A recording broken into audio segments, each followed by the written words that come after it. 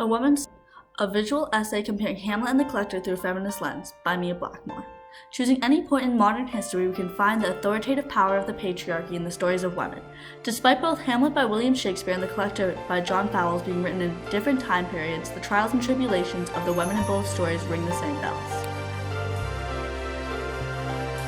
A power dynamic built into the very foundation of our society, aiding and abetting the sexes of men can conflict. The Collector, written in 1963, follows Miranda Gray, a wealthy university student who is abducted by the emotionally unstable Frederick Clegg. Frederick is a socially inept butterfly collector, and he narrates the first half of the story through his twisted worldview, a view in which ideas are contorted. He rises into a newfound fortune, which he deems as an opportunity to kidnap a woman who has caught his eye. Readers follow the developing relationship between Miranda and Frederick as she does everything in her power to manipulate and escape, but ultimately cannot reach freedom. Shakespeare's Hamlet and John Fowles' The Collector comparatively illustrate a man's ability to exercise violent power over women under the patriarchal thumb they live under. Patriarchal standards of oppression water women down to their most physical forms, allowing men to view them as subaltern, meaning of lower status or worth. This allows men to take advantage of the women's subservience, going so far as to execute acts of emotional and physical violence against them. To examine the dehumanization of women in both of these works, we can compare Ophelia and Miranda. Ophelia is at the mercy of the men in her life, specifically her father, Polonius, and her lover, Hamlet. Polonius oppresses Ophelia throughout the play until her subservience turns her into a tool. He disapproves of her love for Hamlet and instead prioritizes her purity. Her sexuality and subsequent lack thereof is one of the ways that both men control Ophelia. During the time, purity was one of the only values that women were expected to have. Hamlet abuses this power dynamic by using her. He manipulates her to trusting and loving him, then slowly tearing her down with demeaning comments, often towards her expression of sexuality. In Act 3, Scene 1, Hamlet describes his true feelings for Ophelia, an act of manipulation. I did once, Hamlet. Indeed, my lord, you made me believe so, Ophelia. You should not have believed me, for virtue cannot so immaculate our old stock, but we shall relish of it. I loved you not, Hamlet. I was the more deceived, Ophelia. Ends with Hamlet, get thee to a nunnery. This blatant manipulation of Ophelia's emotions shows just how easily Hamlet can leverage his power toward emotional violence. He is well aware of his high status compared to Ophelia and actively uses it against her. He acts as if he loves her and has pure intentions for her. He completely changes his view, going so far as to shame her for her interest in him. Similarly, when Miranda tries to seduce Frederick to manipulate her escape, he responds violently, going from desiring her to disgust. How both these men only desire the woman's sexuality, only if it's according to their own agenda, highlights their lack of ability to see them as human.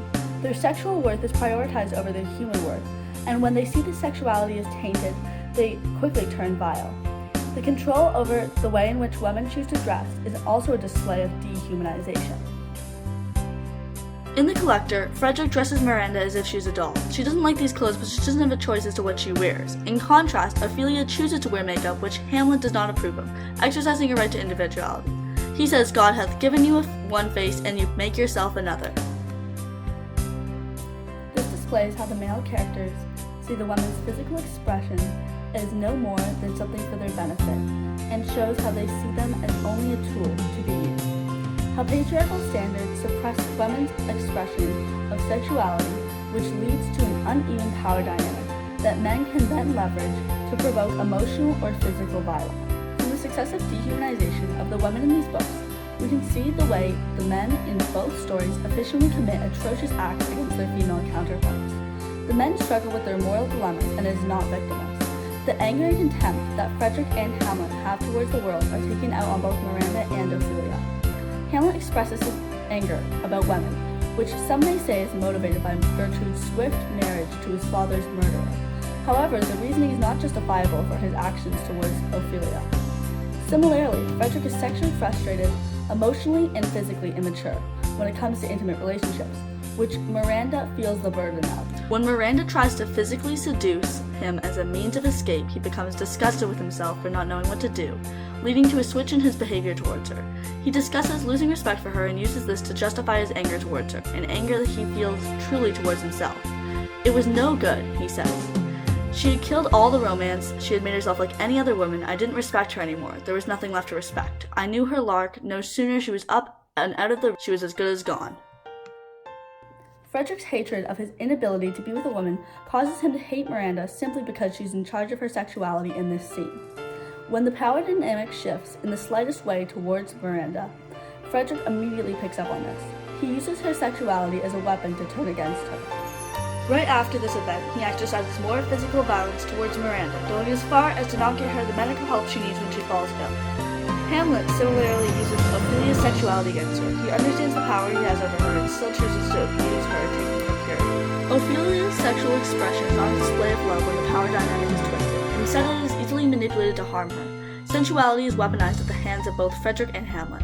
As Rupi Kaur so poignantly said, other women's bodies are not your battleground. These men who have issues with themselves or other women take this out in cruel ways using the power dynamics in society, specifically the women's sexualities, to their advantage. I am not free, any woman is unfree, even if her shackles are very different from my own. This sentiment, I believe, perfectly summarizes the ideas behind both women's deaths.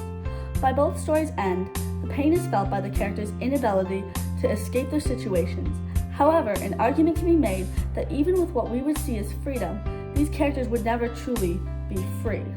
Ophelia could never escape the strict misogynistic society she is forced to live in, and even when Miranda was considered free, she was still subjected to cruel patriarchal standards and oppression from the men in her life.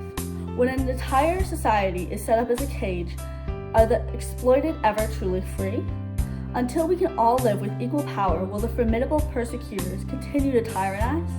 We have come a long way since the stories of Ophelia and even Miranda. However, these stories continue. Until all women are made equal and have the same power as men, the violence will continue and we will pay in blood. The strength of women is unrefutable. Miranda truly says it best. Power of women. I've never felt so full of mysterious power. Men are a joke. We're so weak physically, so helpless with things, still even today. But we're stronger than they are. We can stand their cruelty, they can't stand ours. These stories come as a warning, and while we can be thankful for the progress we've made, we must not forget that as long as the pain continues, so does the fight.